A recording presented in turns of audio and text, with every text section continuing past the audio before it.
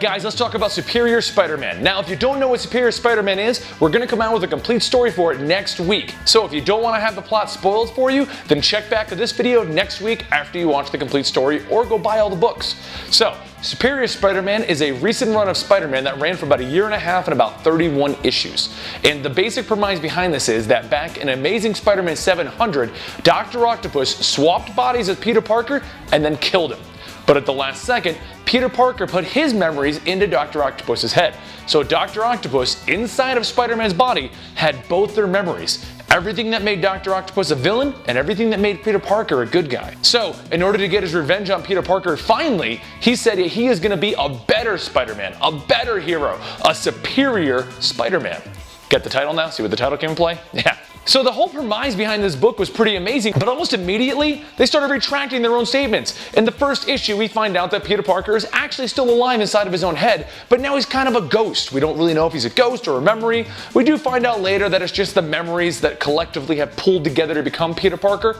But either way, you find out in issue 1, this is all going to go away eventually. And that right there is my problem with it. Dan Slott said he wanted to do that because everyone expected it was going to happen. So why not just tell them right away so he stops getting death threats? So the fact that right off the bat we know that Peter Parker's coming back kind of almost ruined it for me. Because now, as the series is drawing on, all the eventuals started happening.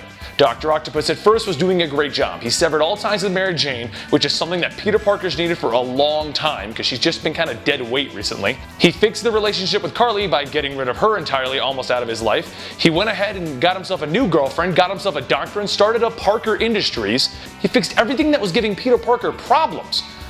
But then he started to go in a new direction. He reinvented the Dr. Octopus arms as the spider arms. He went ahead and started watching every ounce of crime in New York City, to the point where it was almost a Big Brother effect. No one could hide. He then started denouncing things like, I'm not a part of the Avengers anymore. You guys are holding me back. He went ahead and punched Black Cat in the head. He started fights with Daredevil. I mean, everywhere he went, he was just starting problems. And eventually it all came to a conclusion with exactly what we were expecting. Eventually, Dr. Octopus was in over his head. After ruining things with J. Jonah Jameson the mayor, after ruining things with all of his friends, denouncing the Avengers, the Green Goblin made his final return. And the Green Goblin has an army of Goblin goons, and the Goblin goons are all over New York City, and Superior Spider-Man can't see them because they have this some weird technology where the spider bots can't see the Goblin face. So because he's dug himself so deep, basically what he had to do was let Peter Parker have his body back.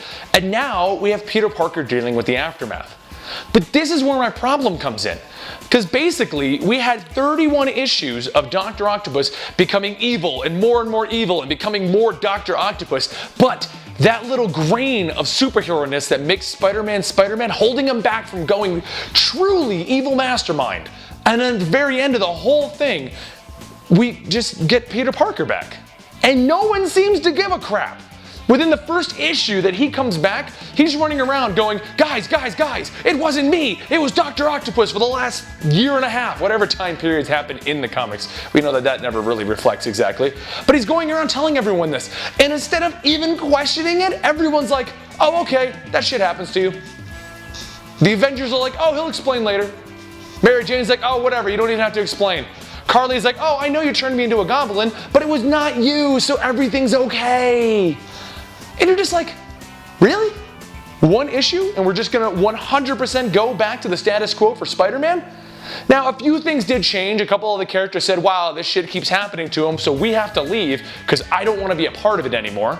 J. Jonah Jameson is no longer the mayor at the end of the series. The Avengers are questioning things in general, but overall, it looks like Spider-Man 701, which just came out today and I've got to go pick up tomorrow, is going to put him mostly back in the status quo. Peter Parker's back. He now owns an industry. The biggest change that came out of this is Dr. Octopus, in the end of his life, is not a villain, but he got a nice redemption as a superhero. And while that was cool in itself, the story just resolved where you expected it was going to. It was almost like watching the original Star Wars movies. Yes, you knew Darth Vader was going to go evil, you saw where it was going, yeah, you enjoyed the ride there, but the whole time nothing scared you. Or watching the Hobbit movie, and you're like, oh my god, Gandalf is going to get killed. No, he's not, there's 3 more movies he's already in. It was that kind of environment. The whole time you're like, oh, Dr. Octopus is going to ruin things, but Peter Parker's coming back. And I felt it more And I felt that more so than standard comic books, because normally that happens in comic books. We go back to status quo. But this was such a big changing factor for Spider-Man. I was expecting groundbreaking, earth-changing stuff for Spider-Man. This new Spider-Man was badass. We got a redemption on Dr. Octopus. Spider-Man 2099 is now in the present time. That is pretty cool. But none of it's like earth-shattering. Spider-Man 2099 is in the present day. Cool, he helped out Spider-Man. That's all we got. We didn't find nothing else out about that. We have the beginnings of the Alchemax stuff for 2099. It's almost like this entire thing was a backdoor pilot for 2099, which apparently is gonna have his own book in July again, which is awesome because I've always loved that character. I feel like our payoff for this entire year and a half was just, all right, well, back to normal. Hope you guys enjoyed the ride. And what's really got me heated is that there is one glaring plot thread left, and it may have been resolved, it may not have, and I hope to God it wasn't. But there was a period in which Superior Spider-Man had to watch the kids from Foundation 4, and people came back from the future to kill kids in the Foundation 4. Well, they knew right off the bat that he was Dr. Octopus. They knew that it wasn't Peter Parker. The reason they didn't tell anyone or stop it is because they said that he needs to stay as Spider-Man right now, because what he does is going to change everything. So I was expecting him to ruin New York City, destroy the Avengers, maybe become Ultron himself in Age of Ultron. Okay, that last one was reaching like a long shot, but still, something crazy. And the only crazy thing that came out of it was Goblin Nation. And Goblin Nation was a cool little plot in which Green Goblin made his little army, but that lasted like 4 or 5 issues with a buildup of the entire thing. I don't know, guys. We're going to give you our complete story next week, so you can go ahead and give us your opinions on whether or not you felt that this was a really satisfying ending to this story. But overall, in my opinion, I enjoyed the ride. I liked every little bit of it, but I wanted a bigger payoff. I wanted something to come out of this that was going to change Spider-Man for the years to come. So give us your opinions down below, and make sure you like, favorite, and subscribe to this video, and I will see you here next time at Comicstorian, a product of Eligible Monster.